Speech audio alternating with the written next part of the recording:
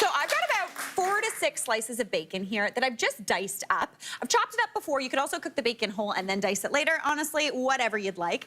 And whenever I'm cooking bacon, I like to start it in a cold pan or in a cold oven if I'm doing it that way. So I've got this pan here. It's off the heat, totally cold. I'm gonna add my bacon right on into there. Just give it a little bit of a spread out. And then I wanna pop that bacon over medium heat. Now, by doing this, starting it in a cold pan and then bringing the heat up, what's gonna happen is all that fat is gonna like render and sizzle out, and then the bacon's gonna crisp up. You know when you're cooking bacon and you crisp it too hard and then it still is flabby but also burnt?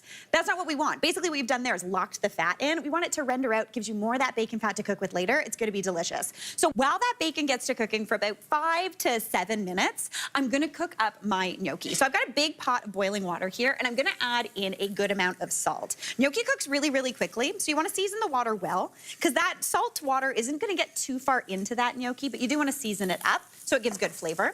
Now, I'm gonna add my gnocchi into that boiling water. Now, anytime you buy gnocchi at the grocery store, they come in a bag, obviously. They say this bag serves 4 people. I don't know what 4 people are eating this amount of gnocchi, so I'm gonna say go for 2 bags. You want about 500 grams of that gnocchi. I'm gonna add that on into my water, and then cook it for whatever the package says. So this one needs 5 to 7 minutes. We're gonna let it do its thing.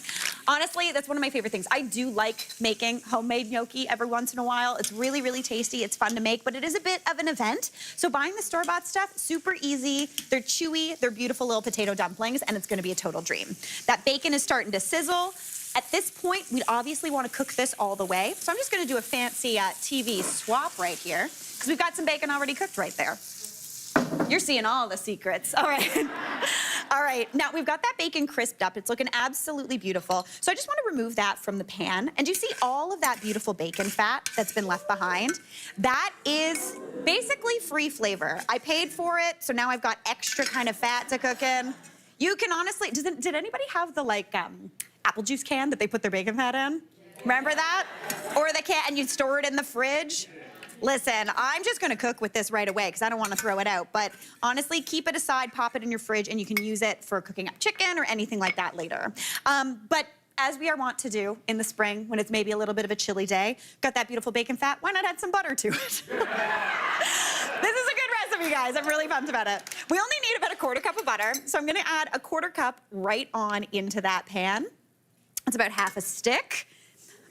Listen, you know this is gonna be good. It's gonna be tasty. So I'm just gonna let that butter melt down, and then we're gonna go in with a vegetable, don't worry. So we're gonna use peas, just frozen peas. These peas were picked at the peak of their ripeness last spring, so they're still spring peas. They just might be last year's spring peas.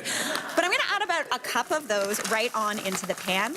I'm going kind of for a hefty cup because I want a little bit more of that poppy green. It'll be absolutely beautiful. I'm gonna give that a mix together. And you just want that to cook down until that butter melts and those peas are nice and bright and green and tender. That should only take about 2 to 3 minutes. I'm gonna give it a bit of a season with some salt and pepper though, just to give a little bit more flavor. And we are feeling good. So while those peas do their thing, I'm gonna get to work on prepping the rest of the ingredients that are going into this sauce. This is a super quick to put together recipe, really, really tasty. And to be honest, if I was doing this at home, I would just grate and pop everything right into that pan when it was time. But I'm not just gonna stand here waiting for that to be done, so I'm gonna get a little ahead.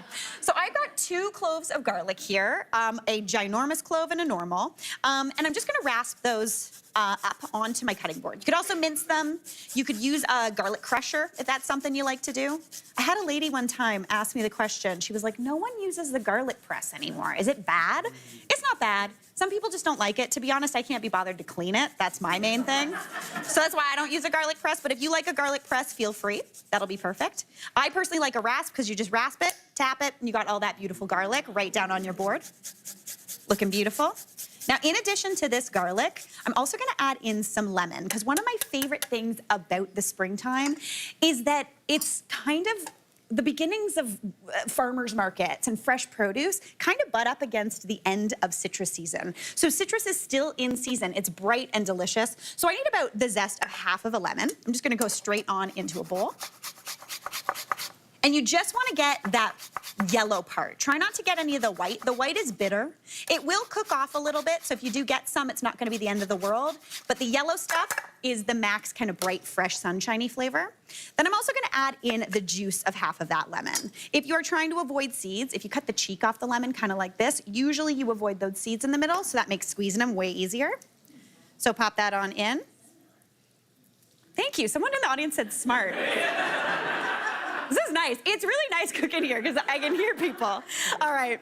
Now I'm going to add that garlic right on into the mix as well. Beautiful, beautiful. I'm going to add this on into those beautiful peas. They're starting to cook up. That little bit of the frost from the freezer is cooked off. Like, come on.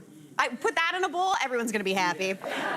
I'm gonna pop in that garlic, that lemon zest, and that lemon juice. And you just wanna cook that down just for about 30 seconds, maybe a minute, just to cook off that raw garlic flavor. That's gonna cook up absolutely beautifully. The peas are gonna get even more bright and green, but you can also see, because that lemon juice is in there, the butter's kind of emulsifying together, so it's getting a little thicker, which is exactly what we're looking for. All right, while that comes together, those gnocchi are almost done. I'm just gonna chop up a little bit of some parsley. Now, in here, you could also do chives, that would be beautiful. You could do tarragon, that might be nice, but I always have parsley on hand, so anything green.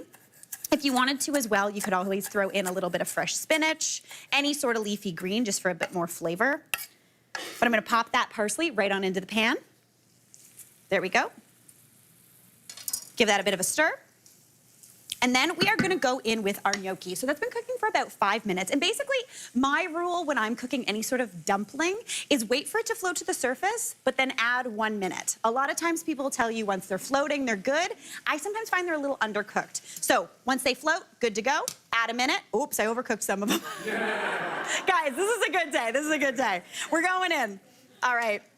Pop that on into the beautiful bacon. We've got all of that flavor, those peas. It's gonna be beautiful. If you've overcooked your gnocchi like me, I'm not gonna lie, all that's gonna do is thicken your sauce. You got a bit of potato in your sauce. The wheels are falling off here on the good stuff, but it's still gonna be tasty. Add that bacon right on back in. And then you know what makes everything better, even if things start going wrong? A little bit of cheese. Little bit of delicious Parmigiano Reggiano cheese. A little bit of that pasta cooking liquid just to bring everything together. Give that a nice stir. And do you see the creaminess happening in here? That beautiful cheese is melting in. This is almost like a springy mac and cheese with that bacon. To me, this looks like a complete dream. Absolutely delish, super homey, super tasty. All you need to do, pop it down on your table, maybe pop a little bit more fresh herbs right on top for that extra green color. Maybe a little extra lemon zest. And Bob is your uncle. Honestly, I'm pumped about this dish. You can make this tonight. It happens lickety-split, creamy, cheesy sauce. Hey, Mary here. What did you think? Drop your comments below and don't forget to like and subscribe for more of the good stuff.